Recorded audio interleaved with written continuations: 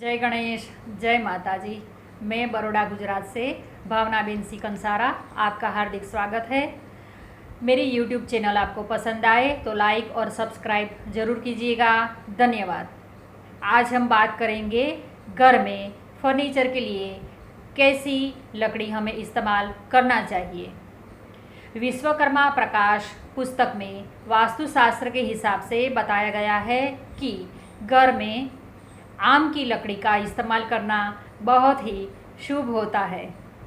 हमें घर का मेन डोर बनाना हो, खिड़कियां बनानी हो या कोई भी फर्नीचर घर में बनाना हो, किचन में फर्नीचर बनाना हो, डाइनिंग टेबल बनाना हो या बेडरूम के लिए हमें बेड बनवाना हो, ऑफिस के लिए कुर्सियां बनवानी हो, टेबल बनवाना हो, आप हर चीज़ के लिए ज़्यादा से ज़्यादा आम की लकड़ी का इस्तेमाल करेंगे वो बहुत ही शुभ होता है। किचन में पूर्व दिशा की ओर हमारा मुख रहे, इस तरह हमें मुंह करके खाना बनाना चाहिए। ऐसा करने से सूर्य की जो ऊर्जा है वो हमेशा मिलती रहती है, खाना भी अच्छा बनता है। जो भी खाना बनाने वाली व्यक्ति है उसकी भी सेहत अच्छी बनी रहती है और हमेशा भोजन बनाते वक्त हरि स्मरण हमें करना चाहिए, जिससे जो भी खाना पकेगा वो खाने वाले की सेहत भी अच्छी रहेगी और उसकी बुद्धि जो है उसका भी विकास होगा। और जहाँ तक बन सके हमेशा खाना बनाने के बाद घर के जो मंदिर होता है वहाँ रख के भोजन भगवान को पहले अर्पण करना चाहिए, बाद में घर के सभी व्यक्ति को खाना चाहिए। इससे घर में अगर बच्चे पढ़ाई कर रहे हो तो वो अच्छी पढ़ाई करते हैं, अच्छे मार्क्स आते हैं और घर में सुख सुविधा हमेशा बनी रहती है। इस प्रकार भोजन करते वक्त भी पूर्व दिशा की ओर हमें बैठना चाहिए और भोजन करना चाहिए। ऐसे बेडरूम जो है वो नैऋत्य कोण में बनाना चाहिए। बेड बनाने के लिए आम की लकड़ी अच्छी होती है। नीम, शीशम, अशोक, चंदन, आम, आंवला, इस प्रकार के पेड़ की लकड़ी का हम इस्तेमाल कर सकते हैं जो शुभ होता है। बेड को बनाने के लिए इस प्रकार की लकड़ी का इस्तेमाल के साथ जो पॉलिश करवाते हैं वो गहरे रंग की पॉलिश नहीं करवानी चाहिए। दीवार से 3 इंच बेड को दूर रखना चाहिए और जहां बेड रखा हो उसके पीछे दीवार पक्की होनी चाहिए, वहां खिड़की या दरवाज़ा नहीं होना चाहिए। इस तरह से बेड रखना चाहिए। बबुल की लकड़ी का इस्तेमाल घर में नहीं करना चाहिए। ब शब्द से जितने भी शुरू होने वाले पेड़ होते हैं ऐसे पेड़ की लकड़ी हमें घर में इस्तेमाल नहीं करनी चाहिए, वो अशुभ मानी गई है। बेड जो है वो ऊंचा नीचा नहीं होना चाहिए। वो बेड के ऊपर आईना भी कुछ लोग लगवाते हैं फैशन में, लेकिन बेड के ऊपर आईना नहीं लगवाना चाहिए। अगर बेडरूम में आईना है तो उसको हमेशा ढक के रखना चाहिए।